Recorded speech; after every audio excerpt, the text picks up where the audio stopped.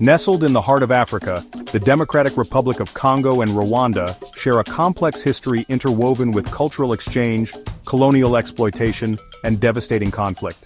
Before the arrival of Europeans, both regions were home to diverse populations and powerful kingdoms.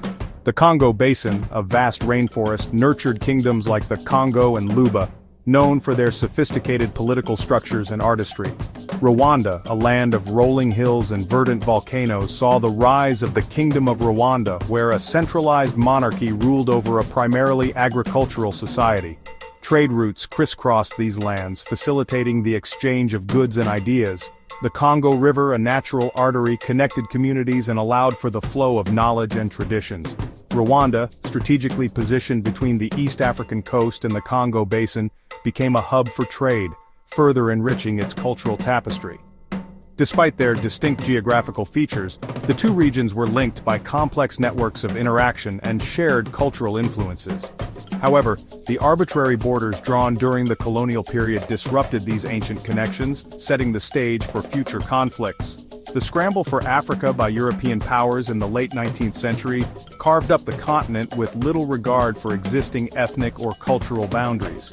The Congo Basin, with its vast resources, became the personal property of King Leopold II of Belgium, while Rwanda, along with Burundi, was incorporated into German East Africa. This division marked a turning point in the history of the two nations, ushering in an era of exploitation and upheaval that would have long-lasting consequences. The Belgian colonization of Congo, infamous for its brutality, left an indelible scar on the nation's psyche. King Leopold II's reign of terror, driven by insatiable greed for ivory and rubber, resulted in the deaths of millions of Congolese. Forced labor, torture, and mutilation were commonplace as the colonial administration sought to maximize profits with utter disregard for human life.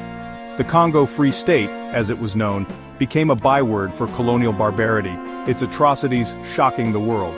Rwanda, under German and later Belgian rule, experienced a different yet equally damaging form of colonial exploitation. The Belgians, arriving after World War I, instituted a system of racial classification, elevating the Tutsi minority above the Hutu majority. This divide-and-rule strategy, based on dubious anthropological theories, sowed the seeds of ethnic tension and resentment that would ultimately culminate in genocide.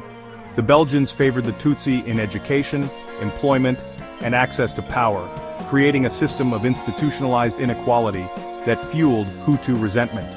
The impacts of Belgian colonialism continue to cast a long shadow over both nations. In Congo, the legacy of extractive industries and a centralized, authoritarian state, inherited from the colonial era, has hampered the development of democratic institutions and sustainable economic growth. Rwanda, despite its remarkable progress in recent decades, still grapples with the deep-seated trauma of genocide and the challenge of fostering genuine reconciliation between Hutu and Tutsi communities. The winds of change sweeping across Africa in the mid-20th century eventually reached Congo and Rwanda.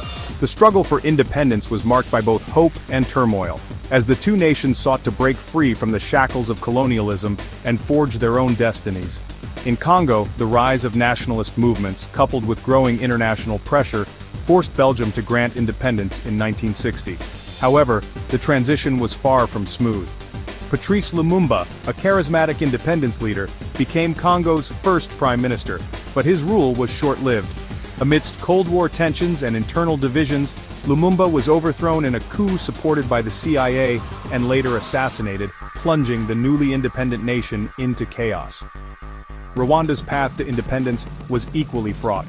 The Hutu majority, long marginalized under Belgian rule, revolted against the Tutsi monarchy in the late 1950s, leading to the establishment of a Hutu-dominated republic in 1962. The transition to independence in both nations was marred by violence and instability.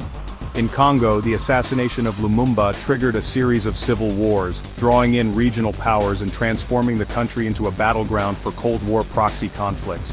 Rwanda, meanwhile, experienced waves of ethnic violence as Hutu-Tutsi tensions, stoked during the colonial era, erupted into open conflict.